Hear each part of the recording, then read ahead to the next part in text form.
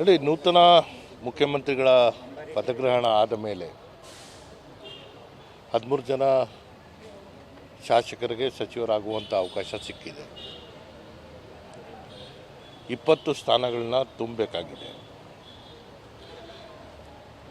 ವರಿಷ್ಠರು ಈಗಾಗಲೇ 2 ಸುತ್ತಿನ ಸಭೆಗಳನ್ನ ನಡೆಸಿ ರಾಷ್ಟ್ರವ್ಯಾಪ್ತಿ ವಿದ್ಯಾರ್ಥಿಗಳ ಹೋರಾಟಗಳು ನಡೀತಾ ಇದ್ದಂಥ ಹಿನ್ನೆಲೆಯಲ್ಲಿ ರಾಹುಲ್ ಗಾಂಧಿ ಅವರು ಕೂಡ ಪಾಲ್ಗೊಂಡಂತಹ ಕಾರಣದಿಂದ ಕಳೆದ ವಾರ ಇದನ್ನು ಮುಂದೂಡಿದಂಥದ್ದು ನಾವು ನೋಡಿದ್ದೇವೆ. ಇವತ್ತು ರಾಜ್ಯ ನಾಯಕರು ಡೆಲ್ಲಿ ಪ್ರವಾಸ ಕೈಗೊಂಡಿದ್ದಾರೆ. ನಾಳೆ ನಿಶ್ಚಯವಾಗಿ ಅವರ ಸಭೆ ಆಗುವಂತಹ ವಿದ್ಯಮಾನಗಳಿವೆ. ಎಲ್ಲವೂ ಸುಗಮವಾಗಿ ಆದಂತಹ ಸಂದರ್ಭದಲ್ಲಿ ಬುಧವಾರ ತಪ್ಪಿದ್ರೆ ಗುರುವಾರ ಸಚಿವ ಸಂಪುಟದ ವಿಸ್ತರಣೆ ಆಗೇ ಆಗುತ್ತೆ.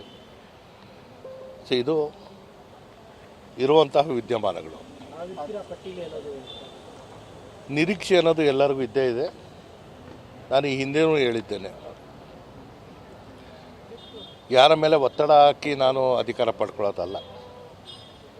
ಪಕ್ಷದ ಜೊತೆ ನಿಂತಿದ್ದೇವೆ, ಪಕ್ಷದ ಸಿದ್ಧಾಂತವನ್ನು ಎತ್ತಿಡಿದಿದ್ದೇವೆ.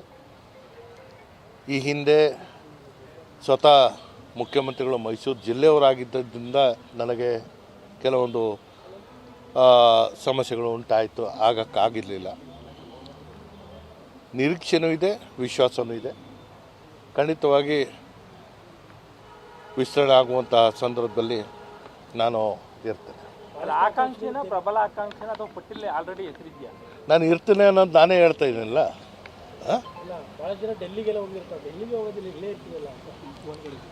ನಾನು ಪಕ್ಷವನ್ನು ನಂಬಿ, ಪಕ್ಷದ ಸಿದ್ಧಾಂತವನ್ನು ನಂಬಿ ಕೆಲಸ ಮಾಡ್ತಿರುವಂಥದ್ದು. ನನ್ನ ಅರ್ಹತೆ ಏನು ಅಂತದ್ದು ಅವ್ರಿಗೆ ಗೊತ್ತಿದೆ. ಕೇಳಿ ನಿರಾಶರಾಗಿರೋದ್ರಿಂದ ಕೇಳದೆ ಬಂದಂತಹ ಸಂದರ್ಭದಲ್ಲಿ ಅದು ನನಗೆ, ನನ್ನ ಪಾಲಿಗೆ ಭಾಗ್ಯ ಅಂತ ನಾನು ಭಾವಿಸ್ತೇನೆ. ಇಲ್ಲ,